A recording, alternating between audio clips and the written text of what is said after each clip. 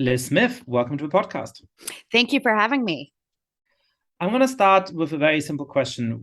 What are the main things political candidates should do but aren't doing? And what are the main things that they shouldn't do but are doing? Okay, the number one piece of advice that I give to candidates, and this shouldn't be rocket science, it shouldn't be this complicated, is to just be normal. By being normal, it means talk like a normal person. Communicate in simple ways, communicate in simple concepts, and for some reason, that's a lot harder for a lot of political candidates than it should be. And, keep in mind, I worked for Pete Buttigieg, a guy who is a Rhodes Scholar. But he was someone who, like Bill Clinton, another Rhodes Scholar, had a gift at taking really complex ideas and reducing them to points that everyone could understand, whether he's on CNN or on, with Fareed Zakaria, or he's at a think tank, or in front of a crowd in rural red Iowa. And that is something that we sometimes don't do enough as a party. And I think that, the Republican Party falls prey to this sometimes, but we do get into sort of wonky speak, as Carville says, faculty lounge speak. And so, look, I just think it's really important to act like a normal person, speak like a normal person, and it's not something politicians don't do enough. Why is that so hard? So that seems like an obvious piece of advice. I'm sure that candidates have heard that, and yet we see over and over again these prominent Democratic candidates and some Republican candidates failing to do that. Is it because their social milieu is so removed from the rest of the country? Is it because they're so worried about one wrong word earning the eye of some activist group? Why is it hard? So I think it's a few things. I'll go to the easiest, simplest one, and then I'll get to, so I'm going to sort of go backwards. Is that speaking in front of a camera, speaking in front of a crowd is still really daunting to a lot of people. And, if they were just talking to friends around a dinner table or at a bar, they would speak one way. But the second a camera turns on, the second they're in front of a microphone, they feel this need to speak in this stilted way, or they're just terrified of making a gaffe. So they, end up speaking in this political gobbledygook that doesn't make any sense. That's like a very simple reason why. But to your first point, I think there are two things. One is there's still this sort of outdated view. You have a lot of political candidates who maybe watched too much of the West Wing or had advisors who watched too much of the West Wing, think that the way you got to communicate with voters is in like poetry. And unless you're a poet, you should not engage in any poetry. Don't try to write in poetry. Don't try to speak in poetry. And, these candidates who try to sound always like John F. Kennedy or Barack Obama. And if you're not John F. Kennedy or Barack Obama, don't try to speak like them. So I think there are candidates who try too hard to, sound special or eloquent. But yeah, there is a problem, certainly in the Democratic Party, where you do have a lot of advisors who come from backgrounds where, look, I went to an Ivy League college. I grew up in Bronxville, New York. The difference between me and a lot of other Democratic operatives is that I cut my teeth in red states in places like South Dakota, Missouri, Ohio, Kentucky. And so I think I understand how to, speak to voters in a way that is not rooted in SAT words or in, advocacy group language, right? And I wrote an op-ed for the Washington Post about this recently, which is that like now is not the time to change how we talk about abortion. Because I was seeing these special interest groups put out things saying, that saying pro-choice is harmful language. You need to say pro-decision, or that saying safe, legal, and rare is harmful. That also seems so dumb because it's literally just pro-choice and pro-decision is the same damn word. But like it's just decision has three syllables and choice is one. But I was trained in part analytical philosophy. I love to tease apart the differences between different concepts, I have no idea of a bat what the difference between choice and decision is supposed to be. You know what right, exactly. But you know what the difference is that no one has ever heard anyone describe themselves as pro-decision. And so you do see staffers who sort of come out of this advocacy world who have sort of surround themselves with people who only share their worldviews, think like them, talk like them, and live in bubbles where they don't sort of communicate with normal people. And by normal people, I mean people who don't live and breathe politics, people who don't live and breathe advocacy group communications. And so I think that distorts how politicians talk a little bit. Since you mentioned staffers, I've talked to a few senior strategists who've told me a lot of the time the candidates know what the right thing to do is, but they're worried that if they don't take a particular kind of position, or if they publicly oppose a position that is fashionable on parts of the far left, then the own staffers are going to rebel against them and sort of take them down. Have you found that to be a problem? Or, another way of putting it, if Democratic candidates often don't talk like normal people enough, and if they use this verbiage, and if they bandwagon on some activist causes that actually are unpopular in the broader population, is it a problem of the principles of the main candidates, or is it often a problem of staffers, consultants, and the wider ecosystem? It really depends on the situation. Sometimes it's a mixture of the two. Any real good candidate should not feel like they're held captive to their staff, but you certainly do see situations like that. A great example that almost read like parody was recently in the New York mayoral. There was like a DSA candidate, Diane Morales, who is embracing like the most left-wing positions on everything, using like the most left-wing jargon that I would have to Google to understand. And her staff rebels because she's not leftist enough for them. And literally we're doing like protests outside her office with like burning sage. And, it was basically like if you tried to do a sitcom of, DSA and the far left getting out of control, it would be like that. But I've been on campaigns where there is definitely tension between campaign leadership and rank and file staffers. And, a good example was on Pete's campaign. We did have staffers who, usually younger staffers who came out of the advocacy world, who wanted Pete to use terms like Latinx, to use terms like women, where you replace the E with an X. I don't know how you pronounce that. But ultimately, Pete's the principal, and I had a certain view on this. I've worked in Dominican and Puerto Rican politics, and I got to tell you, those men and women don't use terms like Latinx, right? So, I was a big advocate for using terms that people actually use, whether it's Hispanic, Latino. The term Latino to me is a little simplistic, because Dominican is very different from Venezuelans, very different from Mexican Americans, very different from Puerto Rican Americans, yada, yada, yada. But, Pete ultimately made the call. No, we're going to use the term Latino, not Latinx, because that's how most people communicate. But there are some principals who are afraid of their staff, are afraid of revolting. They are afraid of sort of the Twitter groupthink, right? Which is that if you say one wrong thing, that there's just going to be this awful left-wing pile-on, and oh my God, are you going to get canceled? And it's just like, I don't know. Sometimes when you see the people who engage in those pile-ons, you realize that if they're mad at you, you're probably doing the right thing and saying the right thing and saying things that will actually resonate with the real world. So I think you've answered what should candidates do that they, what should candidates do that they don't do. I think the inverse question that I'd asked was, what shouldn't they do that they do? So what are the big mistakes that candidates make? Candidates themselves should really limit how much they are on social media, because more and more, and this is the problem too, because it's a good thing that we are getting more younger people into politics. The problem, and it's a good thing that younger candidates are more fluent in social media and modern technology than, when you have those hearings with Facebook and you see senators talking about it like with absolutely no understanding about how those things work.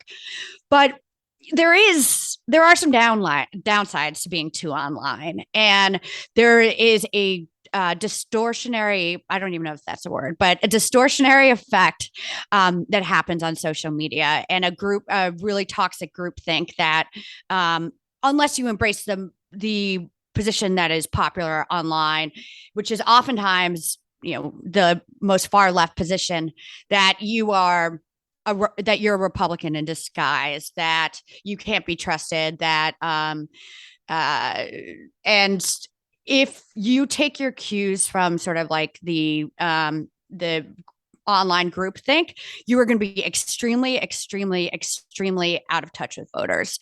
And we saw that a little bit with some prominent Democrats and Democratic groups embracing absolutely toxic, nonsensical slogans like defund the police. And there was a time when if you went online and you said defund the police is a really bad slogan that's going to backfire on Democrats, you would have gotten absolutely piled on. Now I think people have come to realize, after seeing the millions and millions of dollars that were spent against Democrats who never even had embraced that, just because certain Democrats had gone out there and embraced it. They understand that was, stupid, but that's a problem that every campaign is going to have to deal with. And it's not just the candidates, it's the staff. And it does have a problem because like a 20-something-year-old staffer is not going to have the wherewithal to understand that just because these Twitter accounts with hundreds of thousands of followers or these thousands of people who are piling on are saying these things doesn't mean that it's held by the majority of voters. And what's really important is to get out and talk to the voters you're trying to appeal to, and not just think that winning Twitter every day is how you win an election. If winning Twitter is your goal, you're probably not going to win an election. Yeah, I've talked about this before on the podcast, but one of the most dangerous things about Twitter and some other social media platforms is that it gives a sort of simulacrum of being public opinion. So, in 20 years ago, editors at newspapers knew that letters to the editors are not representative of the average reader. But because they were in public, it was easier to ignore them. And yet now somehow, because they're public and because you can go on Twitter and it just feels like this is the nation's town square where everybody debates, even if rationally that the opinions there are those of the 1% most politically motivated people in all kinds of different ideological extremes, it feels like this is what the debate is and this is what public opinion is. And so it's so easy to get fooled into sort of following its lead. Yeah, and there's so much social pressure, I feel like, to conform, because if you don't say the same thing as everyone, then people will attack you. But like, usually the best thing to say, like, I think voters are obviously a lot more moderate in the Democratic Party than how they're represented on Twitter. If you look at study after study after study, it shows that people on Twitter are by and large younger, more likely to live in cities, more likely to have college, postgraduate degrees. They were in the 2020 primaries more likely to be Sanders and Warren supporters. So it pulls the debate very much to the left. And social media also incentivizes people to say the most provocative things. Because if you just say what the most winning thing is with voters, which is let's get your out-of-pocket healthcare costs down, like you're not going to get a lot of retweets on that. Or like, for instance, on immigration, if you just say, hey, let's get immigration reform done. Let's make sure our border's secure. You're going to get a lot fewer retweets than if you say Ron DeSantis is a human trafficker, modern day Hitler. And so social media sort of does incentivize people to say the most absurd out there things without regard for maybe how it will impact the party as a whole. I have some similar views, and whenever I express them, I get pushback from my friends who are more to the left saying, "Oh, look, you're telling the Democrats to moderate, you're telling the Democrats to really think carefully about the messaging and how they can reach ordinary voters. But you don't tell Republicans to do that, and they're doing this crazy messaging. So what's the difference?" And of course, partially it's that I'm not in the business of advising Republicans because I prefer the Democratic candidates, despite some disagreements I may have with them. But I guess to put the question to you in its strongest form, why is it that Donald Trump goes around the country saying whatever comes to his mind, not moderating his message in any way, saying many unpopular things, and he's electorally viable? Whereas, Democrats who go around and they just give sort of red meat to the base all the time, and they say things that are not popular among the general population, but perhaps popular among these parts of the base. They lose elections. Why should we think that? Or do you think that moderation pays on both sides of the political spectrum? I look, I think it does play on both sides of the political spectrum. Trump has a unique bond with his base, right? Like that is as strong a bond as you'll see with any politician. And I said I avoid using the social media hyperbole, but there is a little bit of a cult of personality going on with the guy, right? And he's got a very vice-like grip on his base. But ultimately, like, look at 2020 and why one of the reasons why Joe Biden was, if you look at the best two recent cycles for Democrats in very different ways, it was 2018 and 2020. And why did Democrats do well in 2018? It's if you look at the ads that the Democrats who picked up Republican seats ran, whether it's Colin Allred in Texas or Abigail Spanberger or Lauren Underwood or Alyssa Slotkin or Mikey Sherrill, they weren't going out and running on the Medicare for all and Green New Deal and the most lefty social issues. They were going out and talking about how they wanted to protect Obamacare, how they wanted to create jobs. It's not, again, a social media message, but that resonated with people, and they could just make it a choice between, hey, we're trying to do these good things for you that will put more money in your pocket. The Republicans are trying to take away your health care. And in 2020, similarly, Joe Biden didn't go out there with some raging lefty message. He's sort of the embodiment of the more moderate wing, more reasonable wing of the Democratic Party. And I think that is why he was able to get, a lot of swing voters, a lot of independents, a lot of, people in the suburbs who otherwise would maybe, think about voting for a Republican. So for Democrats, I think that we've got to look at what has worked for us. And when we have embraced more moderate candidates, we've tend to do better. So you've run many campaigns, been involved in even more campaigns, but you're most famous for having been running Pete Buttigieg's campaign. He went from being the mayor of a reasonably small town to being a very serious presidential contender. What were the steps? What was sort of when you were sitting down at the very beginning of this and you're thinking, look, I have a candidate here who's really eloquent, who's really smart, but who doesn't have all that much name recognition, who seems like a long shot candidate. What strategy did you come up with together to turn him into somebody who has a real support base and somebody who came close to winning the 2020 presidential primaries in the Democratic Party? Yeah. So when I first met him, it was over the phone in December of 2016 when he was years before he ended up running for president. Sometimes people don't understand quite how long I was with Pete. He was thinking about running for DNC chair, and that was, a long shot race for him. And one thing that was immediately clear to me was that he was a very unique communicator and very different from what the Democrats were putting out at the time. December 2016 is when the Democratic Party, sort of rightly so, was in full freak out mode because no one could believe that we had lost to Donald Trump. And, I think it wasn't just the Democratic Party. The media was in full freak out mode too, because so few people had predicted this. And, all the polls were wrong, and Donald Trump seemed to fly in the face of everything that we thought America is or was, or what voters wanted. And yet he was able to prevail.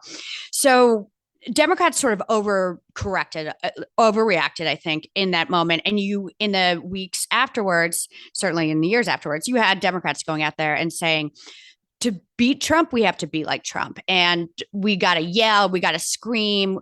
When they go low, we go lower, we kick them in the teeth. But Pete, from the minute I met him while the Democratic Party is going through all of this, understood that this thing, sort of the theory, not that he was thinking about running for president then, but he understood that to sort of, David Axelrod has this, always talks about the theory of opposites, right?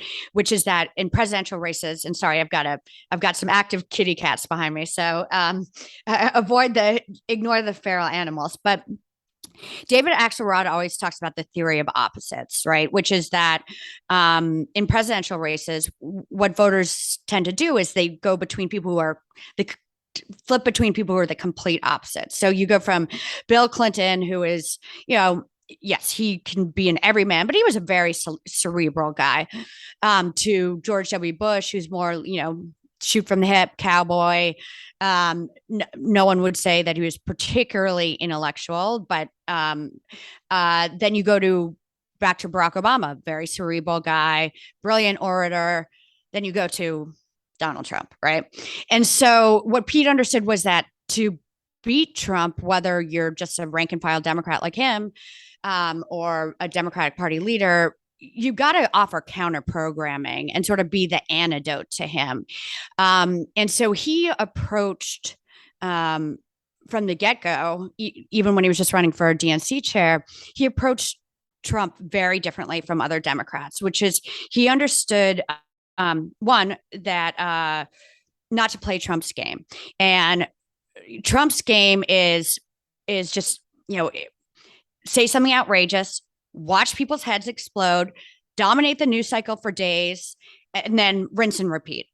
And that was how he was able to be so successful, I think, in that primary, because he just did this over and over and over again. Says the thing about McCain being shot down and people freak out, and then says the thing about Khizr Khan, says this, and everyone, of course, freaks out when the comments are abhorrent. And one of the things that people never understood about Trump, which seemed very simple to me, is that a lot of politicians are very, very unpopular. That's just the nature of a game in the internet age, and probably before that as well. And a lot of the time, I think with Trump, he would say things that most Americans actually dislike. But then all of the people they hate responded so strongly to it. And sometimes, though the underlying comments were horrible hyperbolically, but they were like, if these guys all hate him so much, and I hate those guys, then there must be something okay about him. Right. And you see that. And the one thing that drives me nuts right now, and this is a tangent, I'll get back to Pete in a second, but is in slow motion, I'm sort of seeing the same thing happening with Ron DeSantis. And he's picking these fights. He's saying abhorrent things, doing abhorrent things, but then watching all the same characters, whether in the media, Democratic politics, the punditry class, whatever it is, have the same freak out. And then it's like, then everything revolves around Ron DeSantis, and he's setting the debate, on around an issue where Democrats are probably weakest right now with voters, immigration. So we can get back to that in a little bit. But with Pete,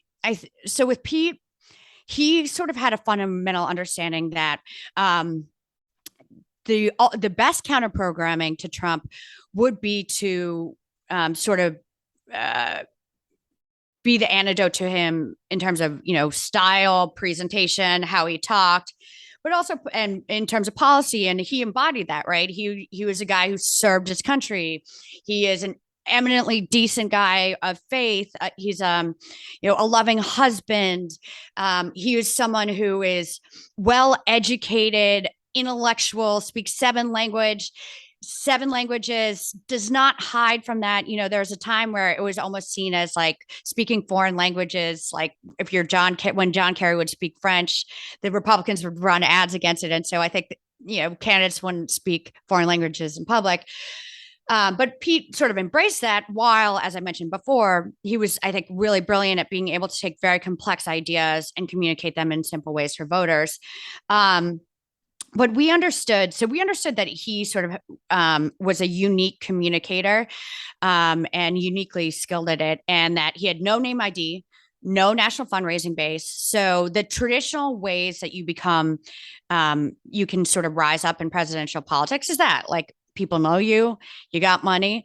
The one thing that we did have access to was the media. And because he was such a good communicator, we essentially just put him out there as much as possible.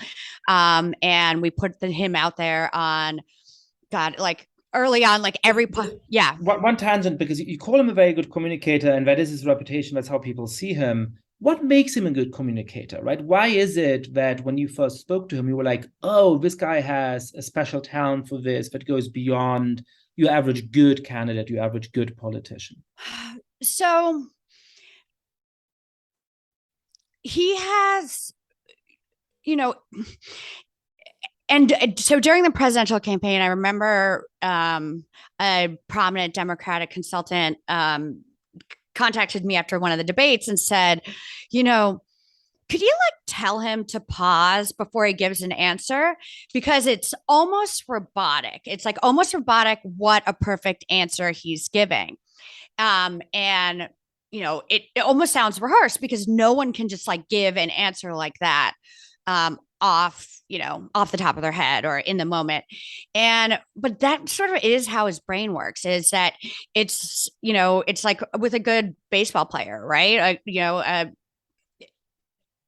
Like they can see a ball that's a baseball that's hurtling at them 100 miles an hour in slow motion and figure out how to hit it. That's how Pete is with questions. So I think, one, he's got that skill of sort of parrying questions. I think he's got the skill of being able to distill very complex ideas into simpler ones. And I think he also is not afraid to say things that are in different ways from other people, and to say things that sometimes might not be popular with everyone, right? Like when he was asked about, well, you're gay, how do you eat Chick-fil-A? He's like, I disapprove of their politics, but I kind of like their chicken. And, that's when you have a lot of Democratic candidates going out there and saying, oh my God, you boycott Chick-fil-A, as if that's going to solve homophobia in America, right? And so I think his approach to all of those things, just being thoughtful. No, and another thing too is he was extremely comfortable in his skin and his values, and this gets back to talking about the how he's able to distill complex messages into simpler language, things people could understand, which is that he could always bring things back to basic values like freedom, fairness, faith, family. And he is a person of faith. And so he would talk about faith a lot on the campaign trail. He is someone who is unabashedly patriotic and would talk about how Democrats need to really be the patriotic party. And so having sort of being able to talk about complex things within a values framework versus just sort of like a checklist of policy ideas was really powerful. And it makes it a lot easier, I think, for voters to understand, and also voters who don't necessarily identify with the Democratic Party to identify with. And so that's interesting that you both sort of say that he brings it back to values and sort of the values you mentioned, because, I'm a big fan of Jonathan Haidt, who, of course, has been a guest on this podcast. And he has this old point from the 2000s that, Republicans play on all of the sort of moral foundations that all humans have, and all 5 of them. And Democrats often play on equality and fairness, which are, of course, very important values. They don't talk much about sanctity. They don't talk much about loyalty and those other kind of fundamental values. And it's interesting, but I think Pete finds ways of trying to explain why Democratic positions and policies the Democrats favor are justified not just by things like care and fairness and so on, but also by things like patriotism, also by things like faith. And that gives people who are perhaps more moderate or who are independents permission to vote for him. Or perhaps it gives people who are not going to vote for him permission not to hate him quite as much as they might hate other Democrats. And that's, I think, also helpful because of the effect that has on family members and so on. Oh, no, I totally agree. And what's fascinating is when you do that, it doesn't mean that your positions are necessarily more moderate or more to the right. It's just that you're communicating them in a way that more people can embrace and understand, and gives them permission structure. And that's why, frankly, like a lot of people when he started running were like, oh well, how is he, are people in red rural Iowa going to vote for an openly gay man? And like, frankly, those are the areas that led him to win the Iowa caucuses. So I threw you for a long tangent. We were at the point where you said, because he's such a good communicator, you just have to do a lot of media. So that's great. When he's very present in media, how do you build the campaign from there? Right. So, we started out just doing this and went into every sort of media hit with the goal of, you got to move the ball forward. You got to sort of knock this out of the park. And when he finally got a CNN town hall, that's the first time he gets 45 minutes, national platform. And of course, not everyone watches. Cable news ratings are what they are. Most people don't watch cable news, but if you have a viral moment, if you have a great performance, then what happens on CNN doesn't just stay on CNN. It's going to get picked up everywhere. And so that was the moment that everything changed. You can sort of just map it to there. So from there, right, then his fundraising exploded. We'd set a modest, frankly, sort of sad goal of raising $1 million in the first fundraising quarter. But then within, a couple of weeks, we raised $7 million. In the next quarter, he raised $24 million. And once you're able to raise that sort of money, then you're able to put together a good team and great operation. And we were able to, I think, to put together the best Iowa operation, but we continued to do things sort of differently. And it was always very important to him to never change who he was because of what the staff said or what people online were saying. And he sometimes got blowback for it. Right. And there was a big disconnect oftentimes, I remember, between sort of the online discourse, the discourse among political reporters in the bubble and voters on the ground in Iowa and New Hampshire. And we really saw that in October, November, December of 2019, when he started to draw contrasts with Elizabeth Warren and Bernie Sanders on Medicare for All, among other issues. And, online, if you read the reaction, you would have thought the guy had kicked a puppy on live TV. And reporters were saying, oh, wow, this is really going to hurt him in Iowa and New Hampshire. But then the reporters who actually went and spent time with voters on the ground were like, what the hell? Every voter I'm talking to is saying Pete Buttigieg is either one or two, like in their choices. And it showed this total disconnect, and why, if you are willing, if you know who you are, know what your values are, and two, are willing to stand by them and understand that they are rooted in common sense and, in line with where the voters are, then like that's your path to success. And I think that's one of the reasons why, despite the fact that he was the youngest candidate, had the least experience on the national stage outside of everyone but maybe Andrew Yang and, I don't know, maybe Marianne Williamson, although I guess she'd been a celebrity before, but why he was able, like, having that sort of knowledge and that comfort in his own skin and comfort in his own values and belief systems, it was really, really valuable to him. And I think why he was able to do so well, because he avoided that sort of push and pull that we saw a lot of the other candidates get into. And when you engage in that, you lose the most important thing you can have as a political candidate, which is your authenticity.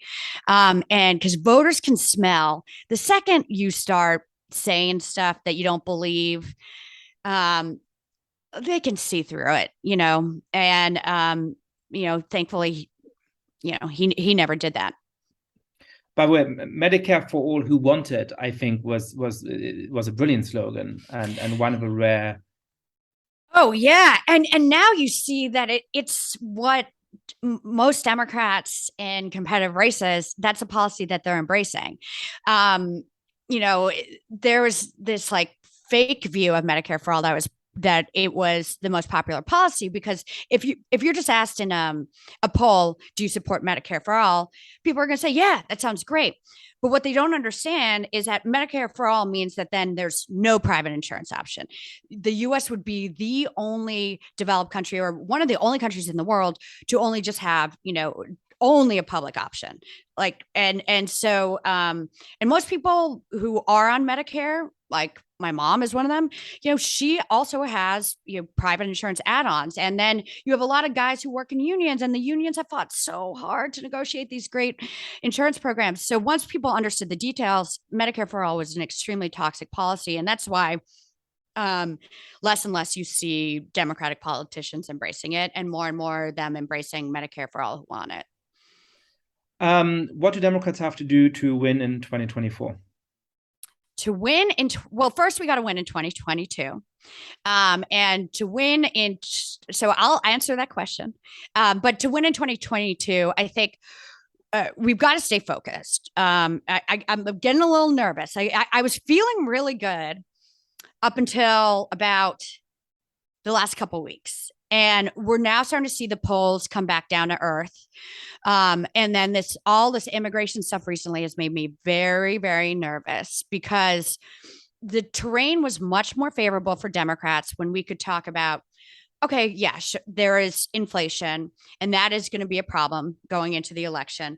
But like how at least Democrats are trying to address it, gas prices, and that Democrats are trying to offer financial relief to the American people, whether it's allowing Medicare to negotiate for lower drug prices, capping the price of insulin for seniors, all the stuff that was in the Inflation Reduction Act. And we could say, what the Republican agenda is to lower your costs. It is nothing. It is zero. They want your costs to go up as much as possible because they think it will help them win an election. And I think that was helping us out. There's no doubt, like, the biggest game changer in this election was the Dobbs decision. It lit a fire under the Democratic base, and a lot of people who, Democrats aren't great at turning out in midterms generally, but there was a certain sort of malaise among Democratic voters. But you can't, if you're a Democratic voter, it's really hard to say you can just sit this election out. And what we've also seen is that Dobbs, if you look in Kansas, right, a majority of the voters who turned out in Kansas were Republicans, but the abortion measure failed by a lot, lost by a lot. And so that means that also a lot of Republicans, voted to protect a woman's right to choose. So I think it's helped us with the Democratic base. I think it's helped us with a lot of the independents that we would have otherwise lost. I sort of call them the Biden-Youngkin voters, the voters who sort of would have just gone back to how they voted prior to Donald Trump. And it probably helped us with, certain elements of the Republican Party, which is, most people, like with other issues, most people are not on the extremes of this issue. They believe that abortion should be safe, legal, and rare, some common sense restrictions on it. But they certainly, only 10% of voters support like a complete ban. And now you have candidates in like the mainstream Republican candidates for governor, for Senate are running on almost universally on complete abortion bans, which is a disaster. And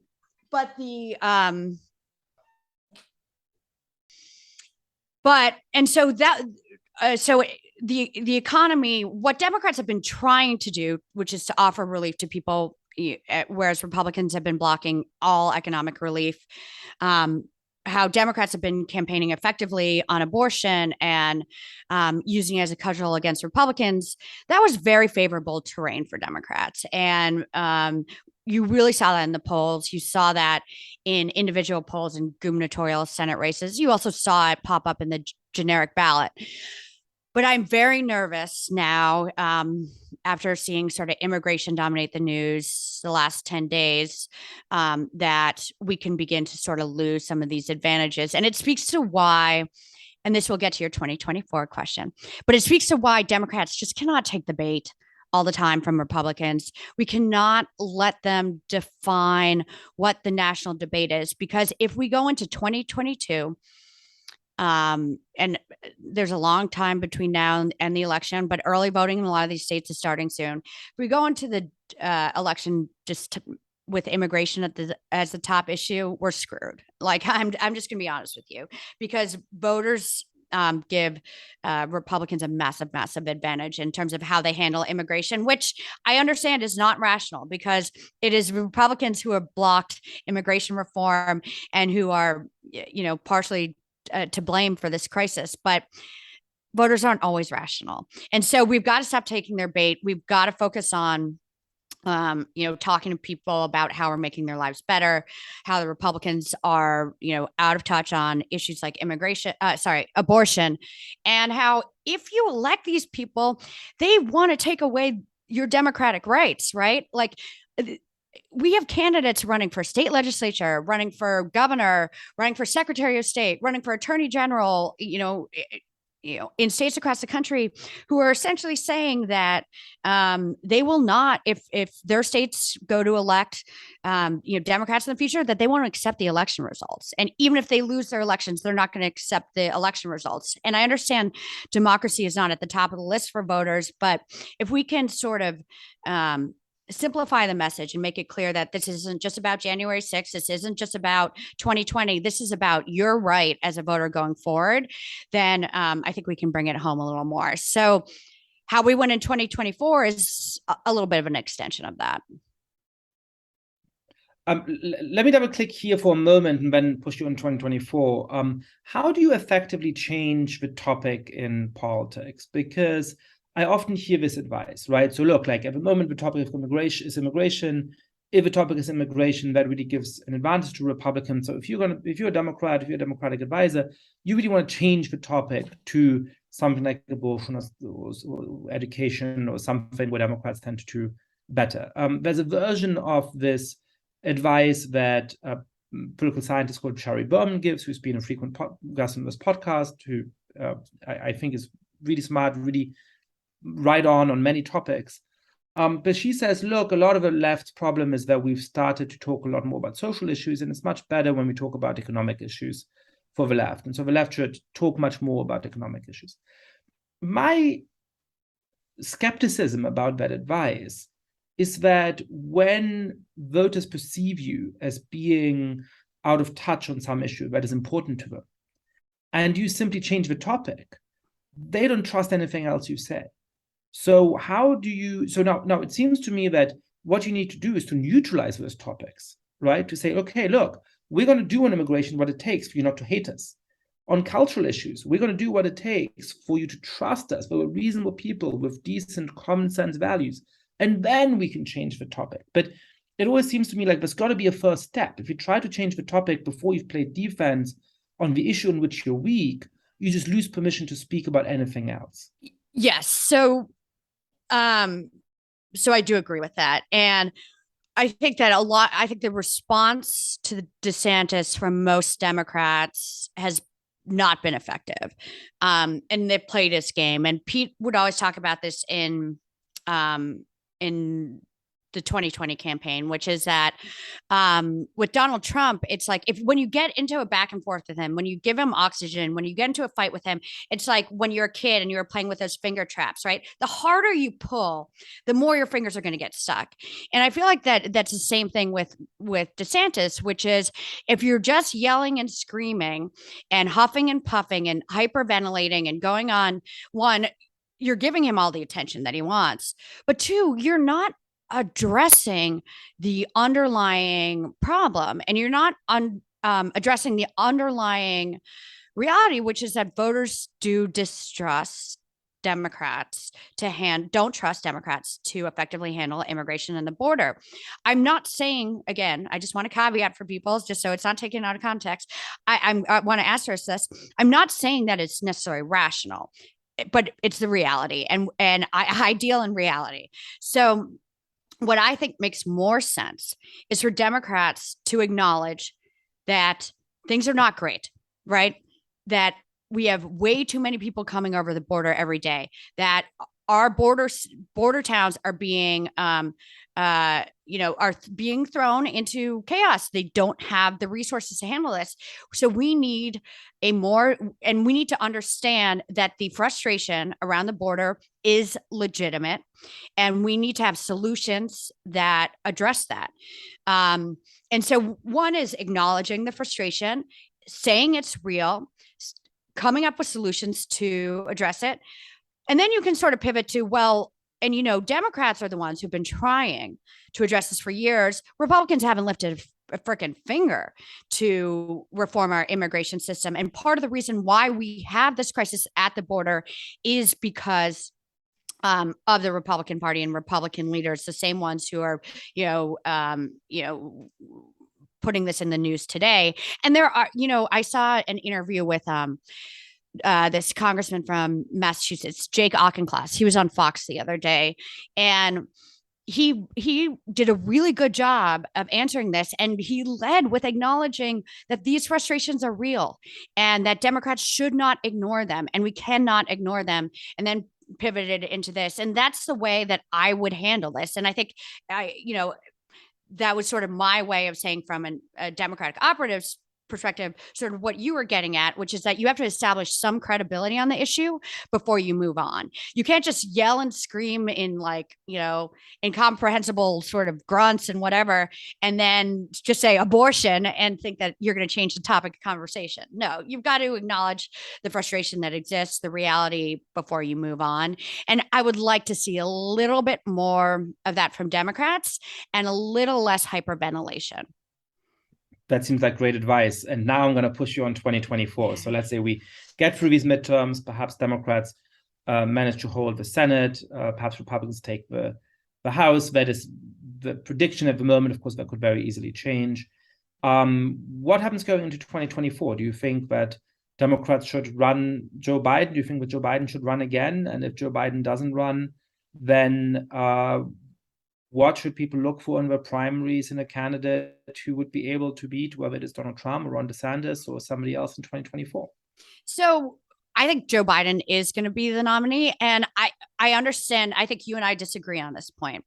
But I don't see the rush. It would be completely ahistorical for him not to be the nominee.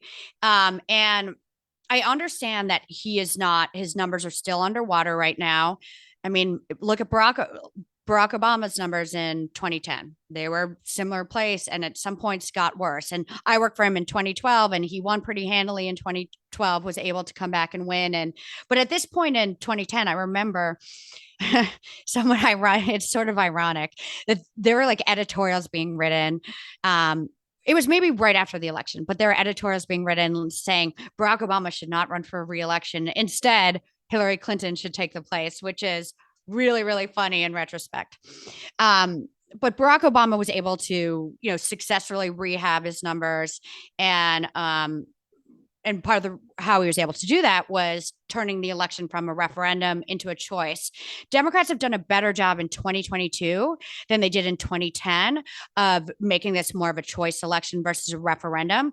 Took us a little while to get there. But I think over the last few months, we have done a really good job, a much better job of putting Republicans on the defensive. I worked on a 2010 race in Ohio, and I can tell you just every day, we outperformed Democrats nationally, but like Democrats just got just destroyed in that election because it was seen purely as a referendum. Now, with Biden, why Biden 2024? So I think he's going to run.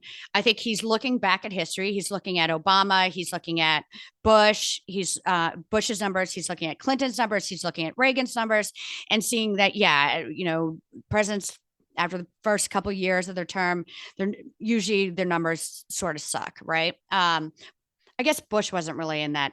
Bush had that was a weird situation because of 9/11.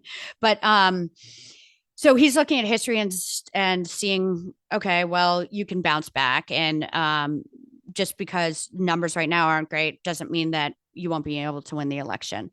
But two is, so what is, if you're a Democrat, what is the argument against Joe Biden? And one of the arguments I hear the most is, well, he's too old. And I guess my counter to that would be,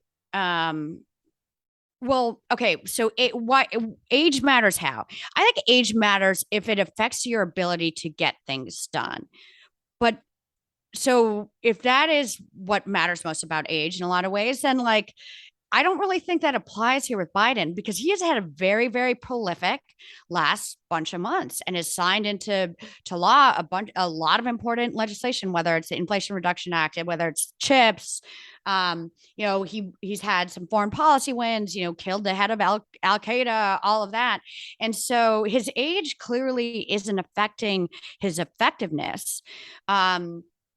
And I do hear people saying, well, maybe he's not up to it. He's not a great communicator. And it's like, I don't know where the rest of these people were throughout Joe Biden's career, but like, I remember in 2012, when he was out there as a surrogate for President Obama, that he was making the same gaffes, mixing up the states he was in, whatever. But that's part of Joe Biden's appeal. He doesn't speak in perfect paragraphs like Pete Buttigieg. He doesn't give these beautiful oratorical speeches like Barack Obama. But guess what? 99.9% of people don't. And that is part of his appeal, because he speaks like a regular person. Most people... Yeah. So I think I agree, right, that Biden is authentic, and part of the authenticity is that he sometimes make a gaffe. The gaffe isn't... Sometimes gaffe is a kind of euphemism for somebody says something horrible that they usually hide from public view. With Biden, the gaffes where he was in favor of same-sex marriage before it was politic to say that everybody in the White House was in favor of same-sex marriage, right? So his gaffes are showing his values, which actually often are in keeping with the values of most people, and show him to be a decent person, right? So I agree with that. I guess there is a sense that he is a more halting communicator than he was in the past, and that is, I think, different from the gaffes, right? Well, and that's where I disagree a little bit as well, because I mean, again, I remember in 2012, by the end of the campaign, your campaign schedule's nuts. But even before that, in 2008, like he would always say, "Good morning, Ohio," when he's in Pennsylvania. He would mix up senators' names. I think that's just part of who he is. He was never a super smooth communicator. And I think to some people, it's an endearing quality. It's like the Uncle Joe part of it. But like, I don't know that his ability to, turn a clever phrase in an interview or give some beautiful speeches, how Joe Biden wins an election, or part of his appeal. I think the fact that he is more of a regular guy has always been the thing. And, I watched his interview on 60 Minutes the other night, and I thought he looked pretty strong. And I thought he communicated extremely clearly on foreign policy, domestic policy, and handled, questions about his age, about, his fitness to run with a lot of strength and, like, dare I say it, like a little bit of swagger. And so there's no reason right now that I see that Democrats should say, go away, Joe Biden, because he's had a very effective run. His numbers are improving. And, frankly, like the thought of what could replace him should give people a lot of pause. And he was our strongest candidate going into 2020. And I say that even as someone who backed Pete Buttigieg, like watching that general election, it was clear to me that we made the right choice with Joe Biden. And I haven't seen a compelling argument yet for why he wouldn't be the strongest candidate for 2024, especially when we know that incumbency gives you a lot of advantages. Joe Biden at this point is underperforming Barack Obama, underperforming George W. Bush, who was very popular at the time because of the recency of 9/11, is underperforming George H.W. Bush. But at the same time, you also see that he is overperforming Donald Trump, that he's exactly even with Bill Clinton, and that he's overperforming Ronald Reagan. And one of the things that's interesting about this is that the numbers at this point of a term don't seem to bear any particular correlation with who got reelected. So George H.W. Bush had extremely strong numbers at this point. But at the same time, Bill Clinton, Ronald Reagan, Barack Obama, all people who got reelected quite resoundingly, had very mediocre ratings at this point in the term. So it's sort of just very hard to tell how somebody's popularity is going to develop between now and 2024. Right, exactly. And so I don't think that there is any compelling reason to say that we need another candidate. And that's why I expect Joe Biden to be the nominee. And the most likely, I say right now, and, in like 1 week or 2 weeks, maybe something will change, but most likely outcome in 2024, I think, is a rematch, as depressing as that sounds, is a rematch of 2020, where you have Joe Biden run against Donald Trump. And obviously there are certain things that could intervene to change that. But I've seen no indication that Donald Trump is not going to run in 2024. And if that's the case, Joe Biden, again, I think is a good candidate to put up against him.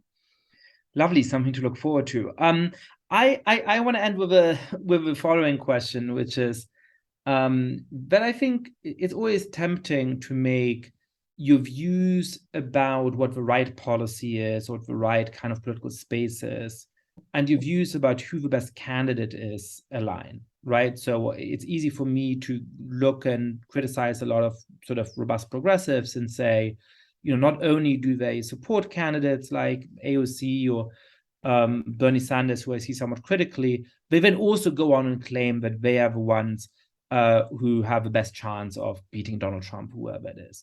Now, that's also true in my sort of political space, right? I'm, I suppose, a moderate Democrat of sorts. And, I tend to think that those policies would be good for the country. I also tend to think that those candidates are likely to win. And so, you can play that game with many people. What do you think is a candidate who you don't agree with, but who you think is a very, very strong candidate? Or what do you think is a policy on which you want to say, hey, like, my view is do X, but you know what, the policy that is actually electorally viable just is not X, it's Y? Where does your instinct about what the right thing to do and your instinct about what the winning message, what the winning position is, diverge? So are you asking me where I have an unpopular position, or like, here, help me I guess so, yeah. Where's a position where you're like, look, I really want to give my candidate the advice to run on this issue because I care about this issue, but you know what? Oh God, like, that is just not going to win. Or yeah.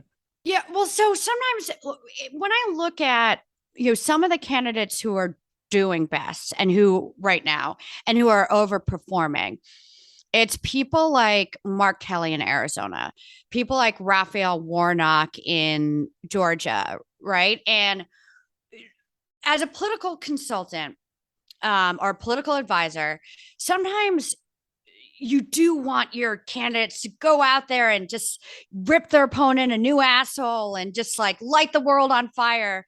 And you want to see them just like destroy Fox News in an interview or do this, really go out there and just, break out the red meat. But like, part of the reason why some of these candidates are able to succeed is because they don't do that.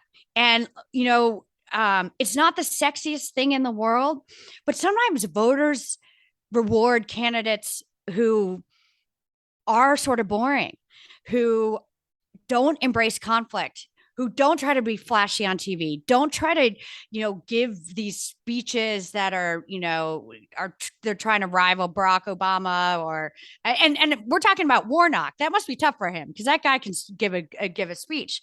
But, why they win they're doing well and overperforming where they should be is because they're workhorses and they're going out there not talking about the flashiest issues. They're not taking the bait on the immigration stuff.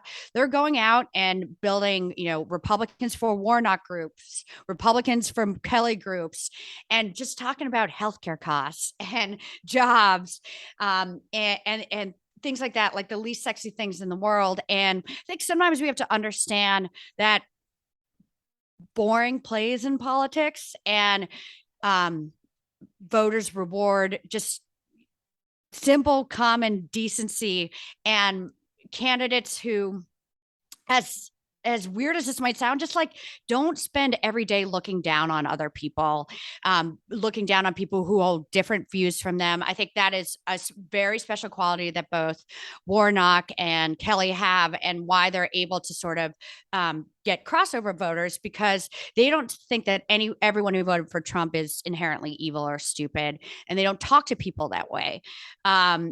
And they don't run around with their hair on fire, embracing radical policies. And that was one of the strongest qualities of Joe Biden. Right, exactly.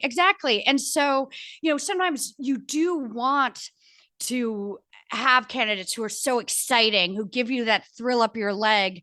But you know what? That's not always who's going to play best with voters. And that's something that I think, not just that I need to understand all the time, but that people in my industry need to understand more, which is that we need to meet voters where they are. And sometimes it means that, like, it's not going to be the sexiest of strategies. It's not going to get a lot of retweets.